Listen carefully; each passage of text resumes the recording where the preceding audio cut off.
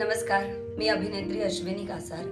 एका खास कारणासाठी मी आता हा व्हिडिओ करतेय आणि ते कारण म्हणजे नुकतंच म्हणजे 24 जुलै 2026 या दिवशी माझा एक मराठी चित्रपट प्रेक्षकांच्या भेटीला आलाय, प्रदर्शित झालाय आणि या चित्रपटाचं नाव आहे एक होतं माळे। मराठी सिनेकट्टाचे विशेष आभार की त्यांनी आम्हाला प्रेक्षकांपर्यंत पोहोचण्यासाठी, हा संवाद साधण्यासाठी आम्हाला मदत केली। ही गोष्ट आहे एका जिवंत गावाची। Hello hello hello mic testing. Hello hello hello हा हा हा तर मंडळी, यंदा तोरणा घालून जाण्याचा पहिला मान कोणाला मिळणार आहे? मला तुझ्याशी लग्न करायचंय।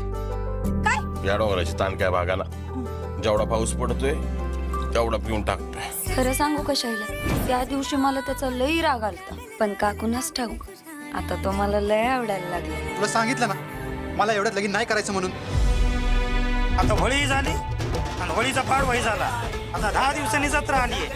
जत्रा कशी जोरदार झाली पाहिजे।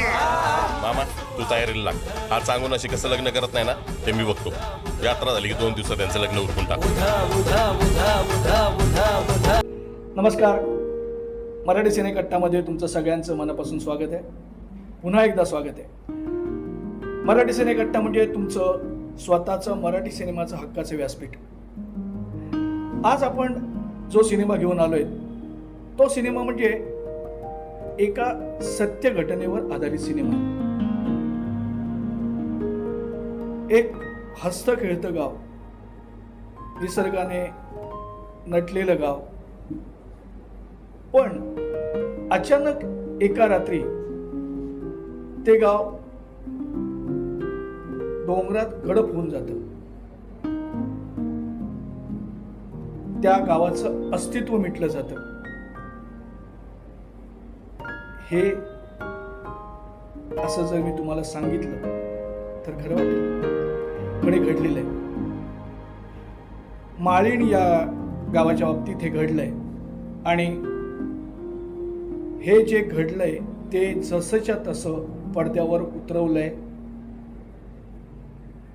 एक दिग्दर्शक, ज्यांचा हा पहिलाच सिनेमा आहे आणि पहिलाच सिनेमा अशा विषयावर करायचं धैर्य या दिग्दर्शकाने दाखवलंय। त्याबद्दल त्या दिग्दर्शकाला सलाम आहे। मराठी सिनेकट्टाच्या माध्यमातून मला सांगायचंय की माझा हा चित्रपट करत असताना किंवा माळीण विषयाचा अभ्यास करत असताना आयुष्याकडे बघण्याचा दृष्टिकोनच बदलला। म्हणजे ते दुःख, त्या वेदना कधीही पुसून न टाकण्यासारख्या आहेत। मी जेव्हा त्या गावात जात होतो अभ्यास करण्यासाठी, जेव्हा आपल्या घरातील कोणी व्यक्ती जातं तेव्हा आपल्यावर काय परिस्थिती येते याचा प्रत्येकाला अंदाज आहे। पण एखादा वृद्ध माणूस शेतावर आपली बैल चारण्यासाठी गेलेला आहे सकाळी आणि पुन्हा घरी परत आल्यावर समोर त्याचं घरच दिसत नाही किंवा पूर्ण गावच दिसत नाही। विचार करा काय परिस्थिती असेल तिथली। गाव सगळं गेलं, गाव गेलं सगळं। तो बघ सखाराम तात्या।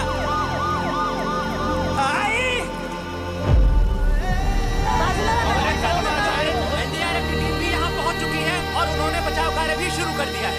अरे बाजूला, अरे आई कुठे आहे? वहिनी कुठे आहे? अब तक मलबे से 50 से ज्यादा शव निकाले जा चुके हैं और अब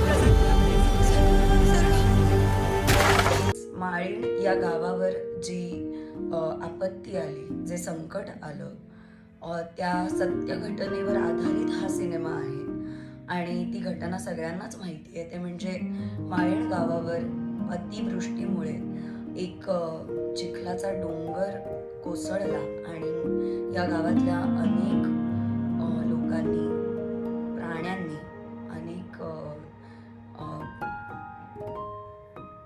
अनेक महत्त्वाच्या घटकांनी आपला जीव गमावला आणि अशा या सत्य घटनेवर आधारित एक होतं माळीण हा चित्रपट आम्ही प्रेक्षकांसाठी घेऊन आलोय.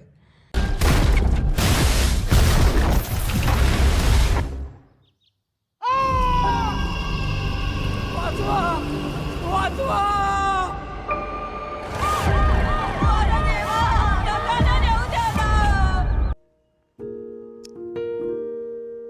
एक होतं माळीण हा चित्रपट, मला असं वाटतं की हा चित्रपट नाहीये, ह्या वेदना आहेत, हे दुःख आहे आणि हा एक इतिहास आहे. कारण जरी आता ते गाव अस्तित्वात नसलं तरी ते गाव माळीण या सिनेमाच्या माध्यमातून कायमस्वरूपी पडद्यावर जिवंत राहणार आहे. दिग्दर्शकाचं मनोगत आपण ऐकलंच. आता वळूया आपण या सिनेमाच्या कास्टकडे. शक्यतो आपण पहिला सिनेमा जर करत असू तर कलाकार हे नावाजलेले घेतात, नाववाले घेतात, पण ह्या दिग्दर्शकाने तसं केलं नाही. त्या भूमिकेला साजेसे अभिनय संपन्न असे कलाकार त्यांनी निवडले. तो बघ सखाराम तात्या. आई एनडीआरएफ की टीम भी यहाँ पहुंच चुकी है और उन्होंने बचाव कार्य भी शुरू कर दिया है. अरे बाजूला. अरे आई कुठे आहे? वहिनी कुठे आहे? सिनेमात माझी एक भूमिका आहे. निर्मला नावाचं पात्र मी या सिनेमात साकारलंय आणि हे पात्र या दुर्घटनेनंतर या गावात राहणारी ती मुलगी होती, पण या दुर्घटनेला ती बळी पडलेली नाही. त्यामुळे हे एक पात्र मला साकारायला मिळालं आणि मुळात मला त्यांना प्रत्यक्ष भेटायला मिळालं. त्यामुळे मला त्यांचं आयुष्य अतिशय जवळून बघायला मिळालं आणि त्याच्याबद्दल जाणून घ्यायला मिळालंय आणि तेच तसंच्या तसं पडद्यावर साकारण्याचा प्रयत्न मी केलेला आहे. मला खूप आव्हानात्मक वाटलं, कारण काल्पनिक पात्र साकारताना आपण आपले अनुभव, आपलं ऑब्झर्वेशन आपण त्याच्यात आपल्या परीने साकारत असतो. पण जे पात्र जिवंत आहे आणि त्यांनी अतिशय कठीण अशा प्रसंगाला तोंड दिलेलं आहे, अशा व्यक्तिरेखा साकारणं हे एक आव्हान असतं. कारण कुठेही त्यांच्या भावनांना धक्का लागता कामा नये अशी एक अभिनेत्री म्हणून तर इच्छा असतेच, पण एक माणूस म्हणून ती संवेदनशीलता आपल्या मनातनं सांभाळणं हे एक मोठं काम असतं असं मला वाटतं.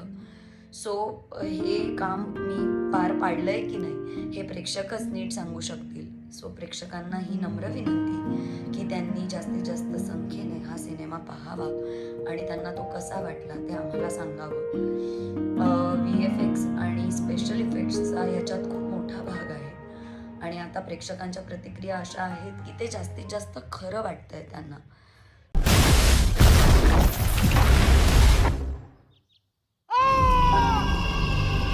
वाचवा वाचवा.